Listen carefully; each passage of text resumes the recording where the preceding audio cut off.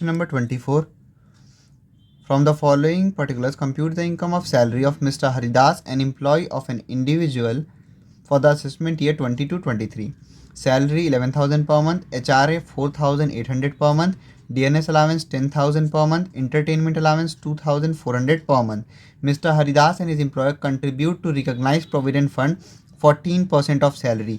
तो जो मिस्टर हरिदास ने कंट्रीब्यूट किया वो तो एग्जेम्प्ट हो जाएगा। एम्प्लॉयर ने जो कंट्रीब्यूट किया है उसमें से 12% एग्जेम्प्ट, यानी कि 2% केवल टैक्सेबल होगा। One small car is allowed to him by his employer both for private and official use. Expenses of car are borne by the employer. तो own and expenses by employer और both use जब case होता है तो फिर small car का value होता है 1800 rupees per month. He lives in a rented house, monthly rent being 6,000 rupees. Mr. Haridas is working at Meerut. ये हाउस रेंट अलाउंस कैलकुलेट करने में हेल्पफुल होगा। सॉल्यूशन देखते हैं इसका। 24 computation of taxable salary for the assessment year 22-23। तो सबसे पहले इसमें सैलरी ले लेंगे। 11,000 पर मंथ दिया हुआ है। 11,000 इंटू 12, 1,32,000 रुपीज़। सैलरी के बाद दिया हुआ है HRA, हाउस रेंट अलावेंस। तो ये हमको कैलकुलेट करना होगा। तो हाउस रेंट अलावेंस, सबसे पहले salary for house rent allowance, तो इसका फॉर्मूला लगाएंगे। Basic salary plus DA retirement plus dearness pay plus commission on sales. Basic salary दे रखी है 1,32,000 rupees. Dearness allowance retirement question में सिर्फ DA बोला है, ये नहीं बोला DA रिटायरमेंट, तो ये नहीं दिया हुआ। DA रिटायरमेंट पे नहीं है तो नहीं लेंगे। डियरनेस पे क्वेश्चन में नहीं दे रखा है। कमीशन ऑन सेल्स ये भी नहीं दे रखा, यानी कि 1,32,000 rupees he salary for HRA हो गई। उसके बाद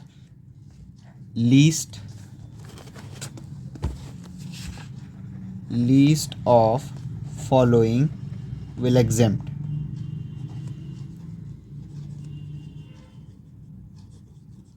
सबसे पहले एक्चुअल HRA रिसीव्ड, ये सब फार्मूला होता है जो कि इंट्रोडक्शन वीडियो में मैंने बताया है, इसको आपको याद ही करना होगा। एक्चुअल HRA रिसीव्ड, क्वेश्चन में HRA बोला गया है 4,800 per month. 4,800 into 12, 57,600। 48 second point में हम लेते हैं rent paid minus 10% of salary. Salary ऊपर हमने निकाल रखा है 1,32,000 रुपीज़। तो रेंट पेड दिया हुआ है क्वेश्चन में, he lives in a rented house, monthly rent being 6,000, तो 6 इंटू 12 72,000 पूरे साल का हो गया। माइनस 10% ऑफ 1,32,000 का 10% 13,200। तो इसको सब्ट्रैक्ट कर लेंगे। 72,000 माइनस 13,200, यह आ गया 58,800 रुपीज़। उसके बाद थर्ड पॉइंट में लेते हैं 50% और 40। अगर MCD के ये 4 सिटी है, मुंबई, चेन्नई, दिल्ली, कोलकाता, तो 50%। बाकी और कोई शहर है तो 40%। मेरठ है तो केवल 40% ऑफ सैलरी। और सैलरी फॉर HRA हमने कैलकुलेट कर लिया 1,32,000। तो 1,32,000 का 40%, यह आ गया 52,800 रुपीज़। तो इन तीनों में से लीस्ट क्या है, तो लीस्ट है ये 52,800 रुपीज़। फिर उसके बाद फॉर्मूला लगा देंगे taxable HRA। Taxable HRA is equal to actual HRA minus least. Actual HRA दे रखा है 57,600 माइनस लीस्ट। लीस्ट है 52,800। इसको सॉल्व कर देंगे। 57,600 माइनस 52,800, ये आ गया 4,800 rupees. Salary for H R A calculate किया, फिर least of the following will exempt actual H R A, rent paid minus 10% of salary, 40% of salary क्योंकि ये मेरठ में सिचुएटेड थे। फिर उसके बाद लीस्ट इसमें से ये था तो एक्चुअल माइनस लीस्ट कर दिया, आ गया 4,800 rupees taxable H R A.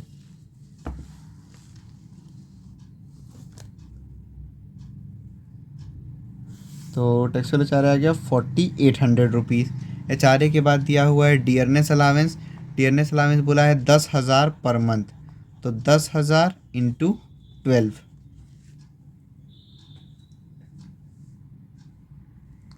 10,000 into 12 आ गया 1,20,000 रुपये।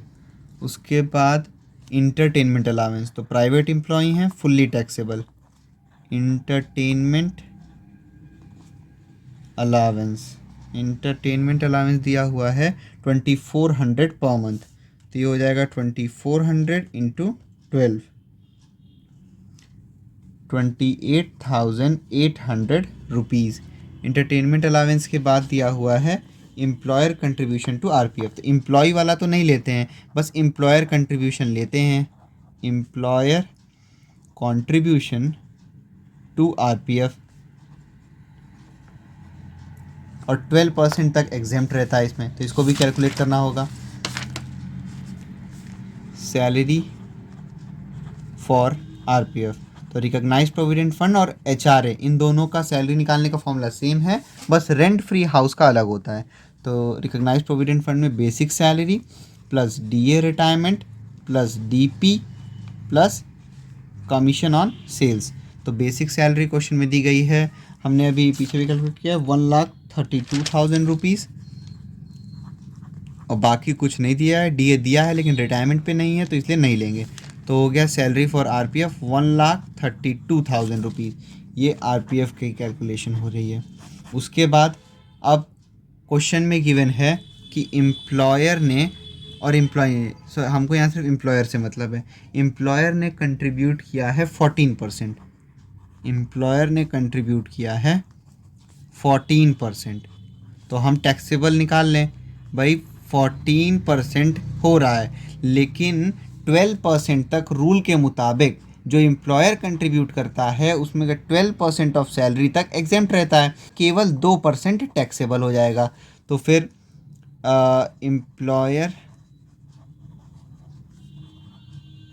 कंट्रीब्यूशन जो आरपीएफ में होना होगा वो निकाल लेंगे हम, वो होगा टैक्सेबल 2% ऑफ सैलरी।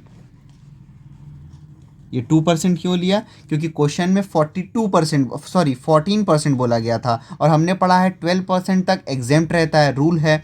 तो 12% एग्जेम्प्ट होता है तो केवल 2% ही टैक्सेबल होगा सैलरी का। तो 1,32,000 रुपीज़ का 2%, यह आ जाएगा 2,640 एम्प्लॉयर कंट्रीब्यूशन टू आरपीएफ। उसके बाद ये पुट कर देंगे हम 2,640। उसके बाद एम्प्लॉयर कंट्रीब्यूशन हो गया, और फिर स्मॉल कार भी इनको मिली हुई है, तो स्मॉल कार मिला है इनको, और स्मॉल कार जो है एम्प्लॉयर की है, एक्सपेंसेस भी एम्प्लॉयर उठा रहा है और बोथ यूज़ के लिए। तो जब बोथ यूज़ के लिए रहती है और एक्सपेंसेस और ओन दोनों ही एम्प्लॉयर कर रहा होता है तो 1,800 पर मंथ टैक्सेबल होता है। 1,800 इंटू 12, ये मोटर कार का जो रूल होता है उसके वीडियो का लिंक मैं इस वीडियो के डिस्क्रिप्शन में डाल दूंगा, आप लोग देख लीजिएगा। 1,800 इंटू 12, 1,800 इंटू 12 क्या जाएगा 21,600 रुपये। इसके अलावा और कुछ दे नहीं रखा है, इसको ऐड कर लेंगे हम। 3,09,840 रुपये, इसमें से लेस कर देंगे स्टैंडर्ड डिडक्शन। स्टैंडर्ड डिडक्शन होता है 50,000 रुपीज़ का, सब्ट्रैक्ट कर लेंगे। 3,09,840 में से 50,000 रुपये, 2,59,840 रुपीज़, ये हो गई टैक्सेबल सैलरी।